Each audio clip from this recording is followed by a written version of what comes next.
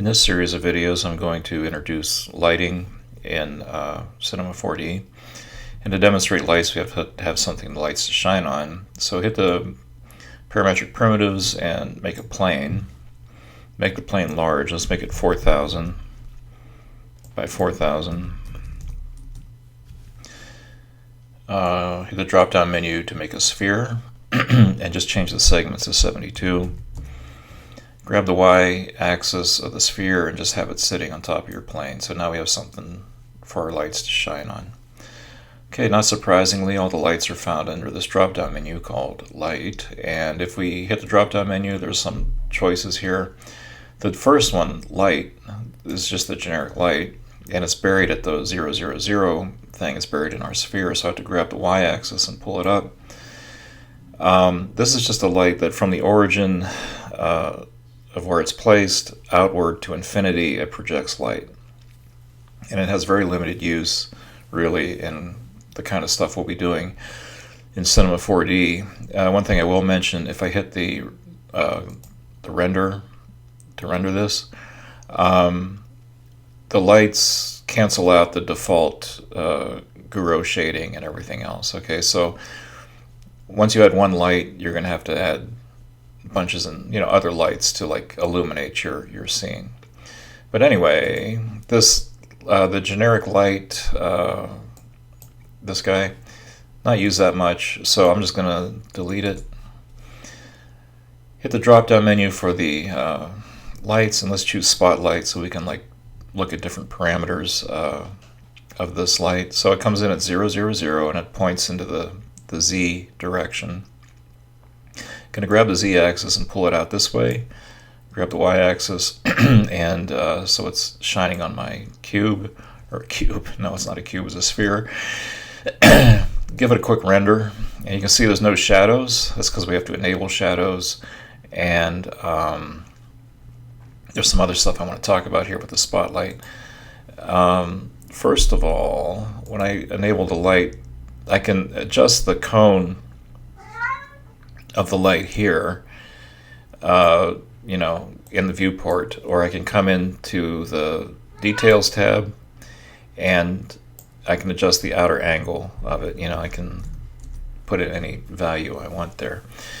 I'll talk about fall off in a little bit. Let's go to the general tab here.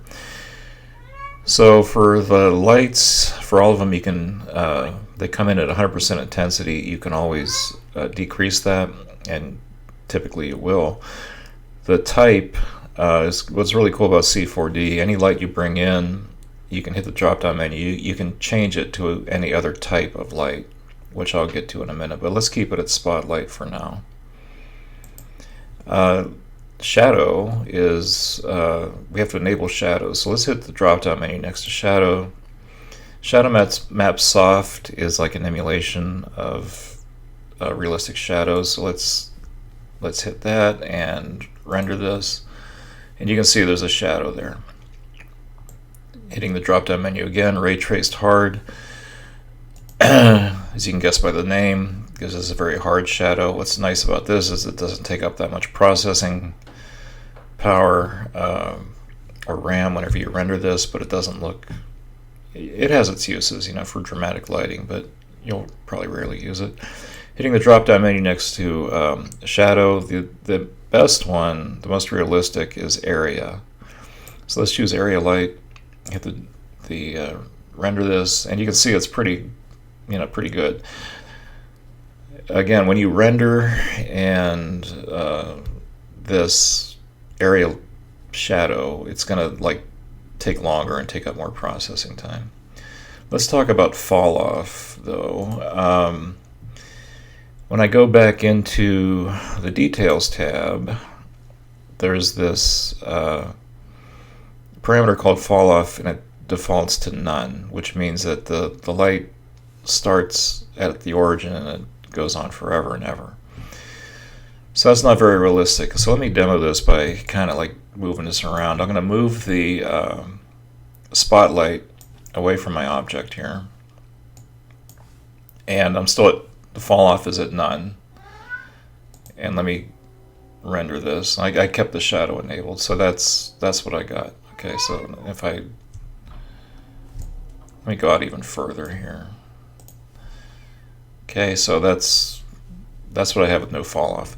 Coming over to the attribute manager, in the drop-down menu, there's the linear and step I'm not going to talk about, but inverse square is the accurate fall off. So I'm going to choose inverse square, and once that happens, I get this cage. Let me zoom in on this. This like cage comes up. So this is where the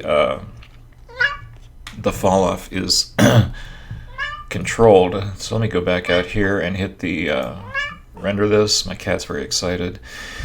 So you can see that the light has fallen off quite a bit here. It's illuminating the object. It's not making any shadows.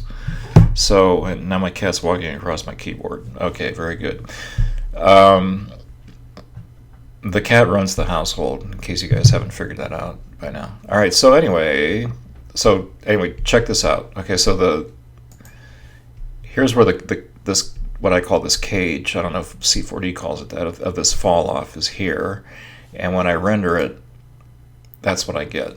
So let me grab the amber handle, and I'm going to pull this fall off so it goes past my object, and let me render it again, and you can see a very marked difference. Okay, so now what I've done is I've told the light, extend the realistic fall off, so I could pull this way out here, and let me render it, and we should be able to see and it does. So now the shadow is projecting farther along the z-axis. And I think that's all I'm going to say for this video. Next video I'll introduce target lights and area lights.